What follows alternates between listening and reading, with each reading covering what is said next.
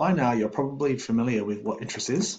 Remember, interest is the amount paid to an investor by a financial institution for investing money with them.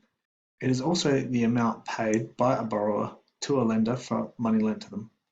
Interest is calculated as a percentage of the amount invested or borrowed. In this video, we will look at the method for calculating compound interest.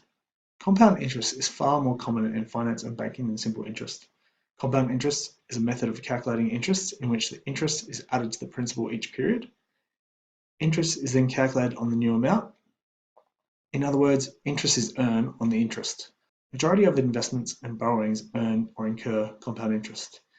If you have money in a standard savings account, the bank will be paying you compound interest. There is more information, including a discussion of the key terminology, in my investing and borrowing introduction video.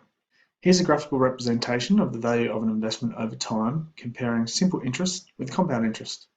You'll notice that simple interest grows linearly, while compound interest grows exponentially. To show the compounding effect, we can repeat the simple interest formula on the closing balance of an investment each year.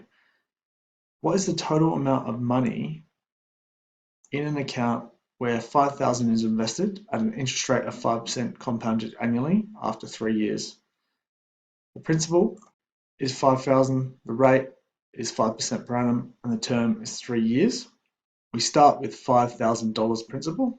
Using the simple interest formula, $250 is earned in the first year.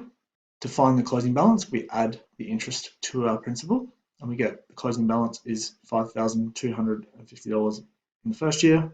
This becomes our opening balance in the second year. Again, we repeat the simple interest formula on the opening principal in the second year. This year we get interest earned of $263. We add that to our opening principal, and we get the closing principal, which becomes the opening balance in the third year, of $5,513. This becomes our opening principal, and we perform the simple interest formula on it again. And this year we get interest earned of $276.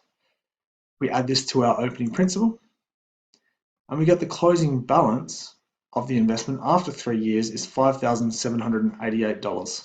The total interest earned is $250 plus $263 plus $276, and over the 3-year period, a total of $789 was earned. Consider $5,000 invested at an interest rate of 5% per annum compounded annually for 3 years. Let FV be the future value and N be the number of years. The $5,000 is increased by 5% at the end of the first year when N equals 1. To increase 5,000 by 5%, we multiply it by 1.05. After 1 year, we have $5,250. In the second year, the new value is increased by a further 5%. This is the same as writing 5,000 times 1.05 times 1.05. This can be simplified to 5,000 times 1.05 to the power of 2. After 2 years, there would be $5,512.50 in the investment. In the third year, the new value is increased by a further 5%. This is the same as writing 5,000 times 1.05 times 1.05 times 1.05. Simplifies to 5,000 times 1.05 to the power of 3. And in the third year, the future value of the investment is $5,788.13. From this pattern, we can see that the future value of the bank account after N years is 5,000 times 1.05 to the power of N.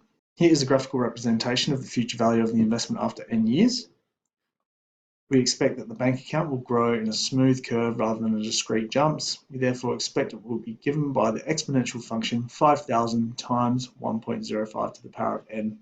You'll notice the function is increasing or growing.